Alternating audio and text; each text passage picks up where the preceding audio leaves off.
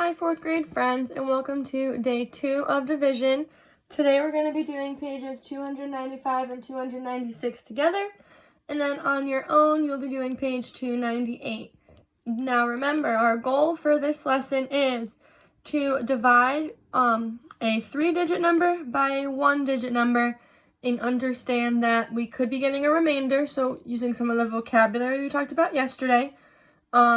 And we could also be talking about whether or not it is divided equally and we do not have a remainder. So we're going to start with this problem on page 295. We're going to talk about some strategies on page 296, and then you'll be on your own to try page 298. And as always, I'm on the Google Meet right now if you have any questions.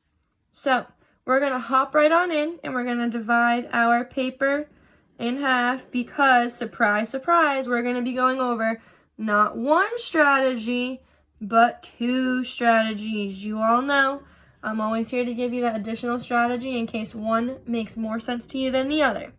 So, on top, we're going to be drawing a picture. So we're going to be using the same strategy we talked about yesterday with our base 10 blocks. So we have 136 divided by 4. So that means that we are going to be making 4 equal groups. The 4 is our divisor. The 136 is our dividend. So remember, our dividend is the number that I divide into equal groups. So in this case, it's our 136.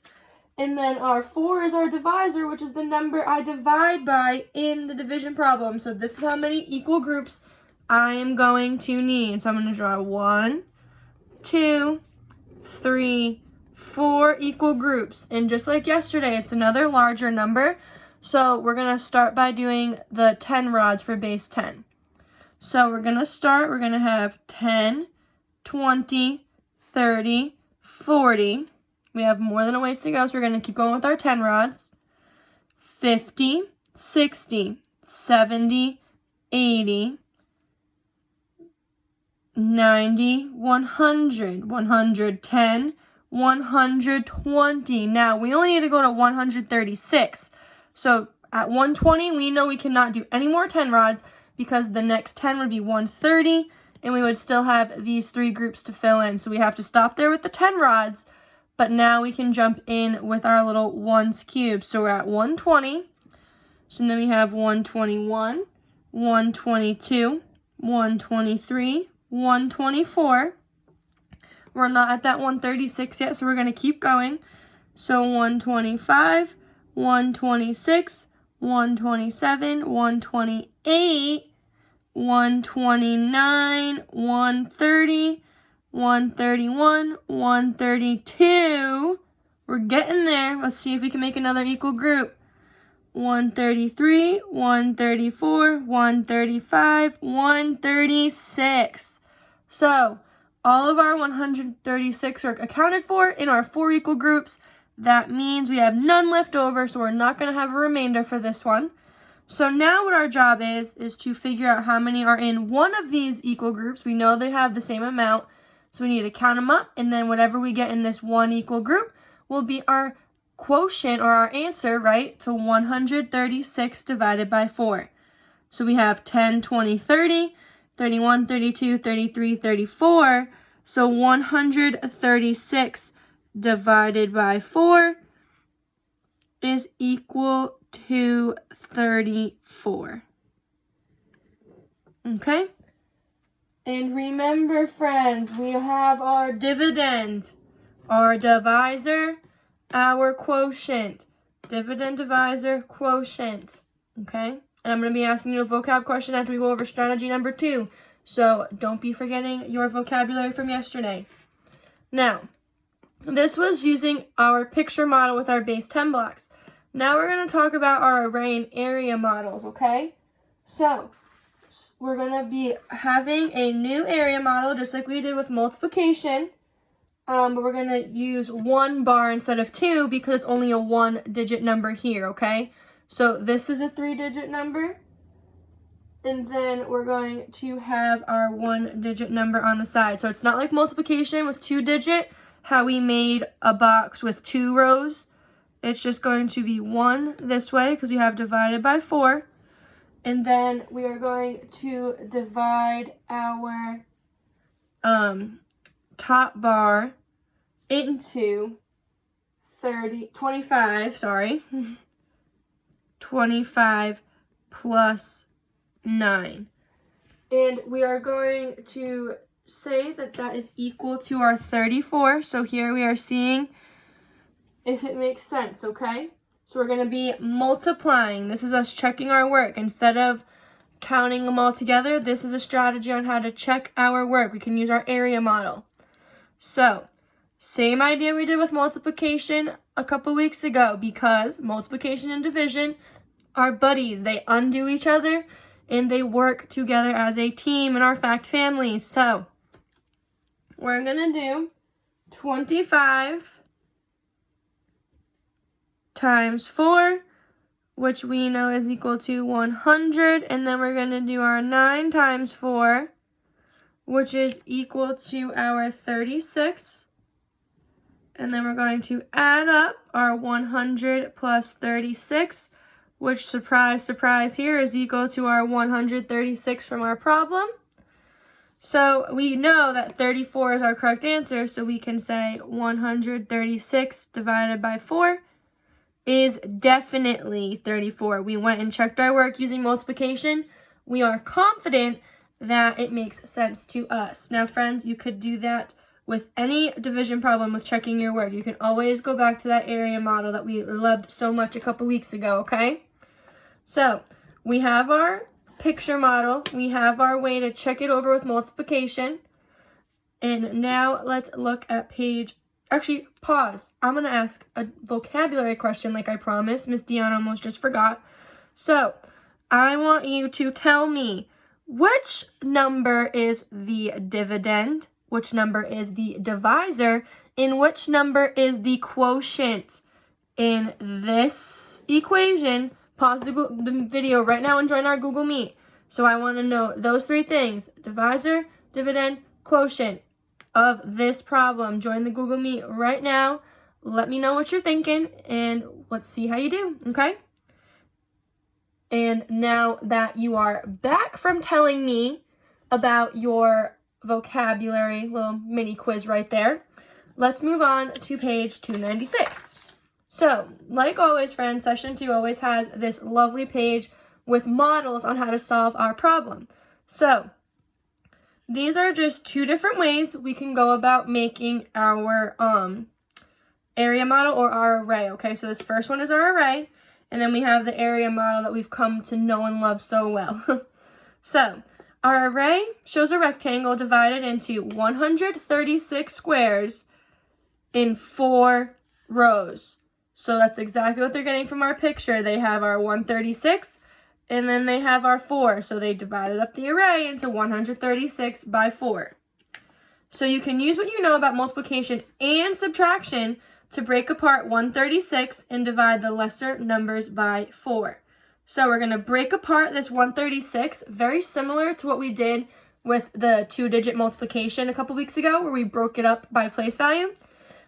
We're going to do the same idea here. So we broke it up into tens, and then obviously we have a little bit left over here, right? Because the answer is 34, so we have 3 tens and a 4.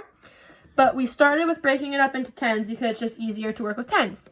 So the first 10, which is from here to here, they said 4 times 10 is 40. So then they took the 136 we were starting with, so the one from our original problem, and subtracted 40. So they took this 40 away. They know they wanted to get it gone. Now, instead of restarting at the 136, they started with the 96. So the answer they got here, they then carried to part 2. But guess what? This part 2, from here to here, is another, sorry, my pen is acting very flimsy today. From here to here is another 10. So 4 times 10 is another 40 we're able to pull out of 136. So we're going to take another 40 out, and that leaves us with 56. So now this one's accounted for. We're good. But we're not at 0 yet, so we're going to pull out another 40.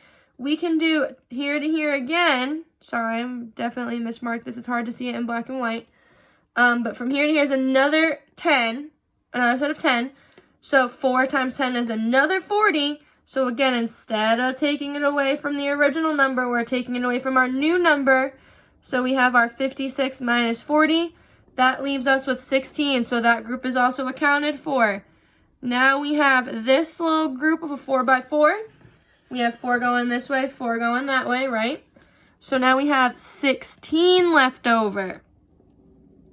So we're able to take this 16 that we've got left over from this third group of 10 and then keep it for our fourth group. And then if we subtract 16 from 16, we get a 0. So this means no remainders. And remember from our vocabulary lesson yesterday, remainder is the leftover after creating equal size groups where you cannot make another group with it, or you cannot add to each group equally. It is the leftover that does not fit anywhere. It is the remainder, okay? So with this, we can tell there's no remainders because even though they weren't pulled apart equally in the array, we were able to account for each of these parts in the original 136. And we accounted for everything and we're able to get down to that 0. So there's no remainders. And then we can say that 136 divided by 4 is equal to 34, okay? Because we have 10, 20, 30 plus 4, 34. Now, the same idea here is instead of using the array, it's our area model. So what we got practice with the multiplication. And it's the same exact idea. So we had 4 divided by 136. We did not know it was going to go up here, right? And that's where the breaking it apart by tens comes in to see if we can get it into the lesser number. So we have 10 plus 10 plus 10 plus 10 plus 10 plus 10 plus 4. Sorry, friends. Which we know is our 34. And then we can just start pulling out. So they started with a 10. So 4 times 10 is 40. They did 136 minus 40, left them with 96. They knew they could pull out another 40, so that means they made another group of 10. So 4 times 10 is 40. Now they took out that 96 and took 40 from it, left them with 56. And then they said, oh, well, we can do another group of 40. So they pulled out another 10. So then they have 56 minus 40, which left them with 16. They found out they could not pull out another 40, but they also knew that since our divisor is 4, that 4 times 4 is equal to 16, so 16 minus 16 is 0, okay? Now again, friends, it's if you like using the area model and pulling it as you go, that is fine. If you like using the array and actually drawing in the little squares to help you, also okay. If you still feel more confident with the picture, I want you to try one of these other strategies with it, okay? So just like we did on page 295, we used the picture and then used the area model to help us check our work. Try to think that way when using this strategy, okay? Don't just rely on this one on its own. Try incorporating an array or an area model to at least check your work to get that practice in until you feel more comfortable with the area and the array models, okay? Now, again, if you have any questions at all, please feel free to ask me. If you haven't told me the divisor, dividend, and quotient of this equation yet, make sure you do that before jumping into your independent work.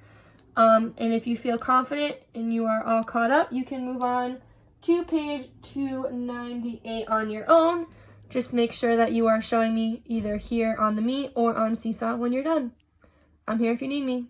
Happy dividing!